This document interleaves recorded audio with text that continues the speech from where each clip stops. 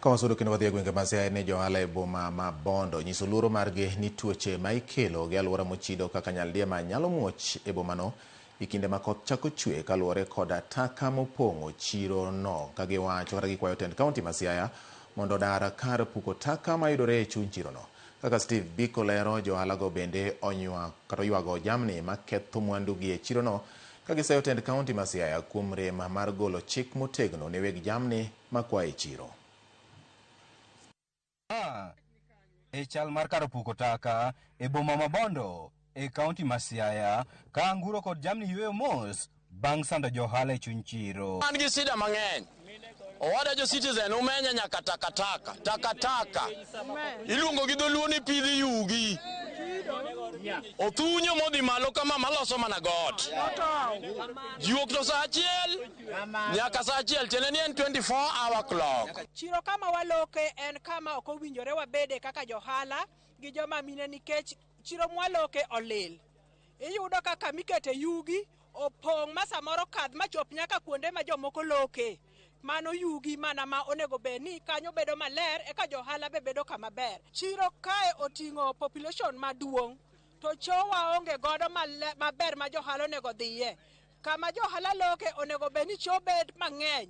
Eka koro tich tire maber, eka wamama winjo bedo maber. Kaluwe kod johala kae, jamni mawuotho e chuny bomani oseketho mwandu gi mathoth, kendo onge okang' malong'o matend chiro ni osekawo mar tieko midhiero no. Rombe gi diek gi dhok chamo alotwa ma kata kiwuok kiduogo tiyudo ko oganda diel omuodo te. Jamni yombo kodgi.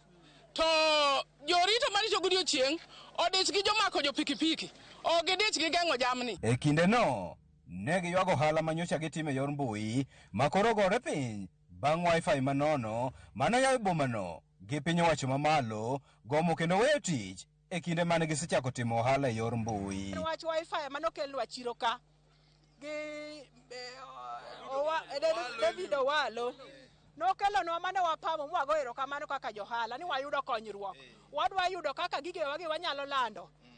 To gisani wifi ok ti. Kwayo margi ne tend kaunti ma Siaya en ber arita e chiro no kod keto lwasi makare mar timo ohala e kind kwayo mamoko. Revenue collection miwacho ni gin gi digital to samoro githo miduoge manual.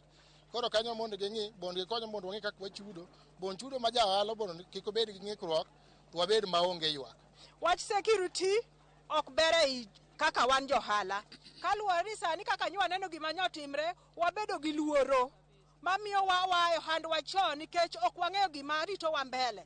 Inyalo bet to kare jomoko nitie mariti. Koro wakwayo His Excellency Governor marwa Mr.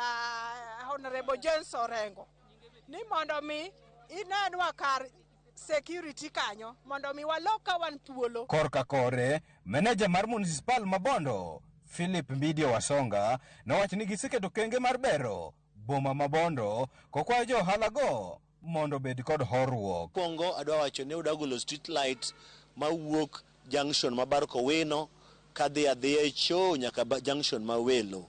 Kanyo wadwa ni waket street lights kendo jopiny osekwayo mano. Mar ariyo wadwa ni waket street lights ka wuok Easy Coach kod piny Uyoma Road nikech kanyo be nitie insecurity. Kiwuok Easy Coach kiridi mwalo kama nitie otende mabeyogo kendo kigo kona nyaka Uyoma Road kanyo wan gi insecurity. Kendo wan gi plan ni ka funds will be available in 2026-27 wadhi keto street lights area. Steve Biko, Ramogi TV, Siaya.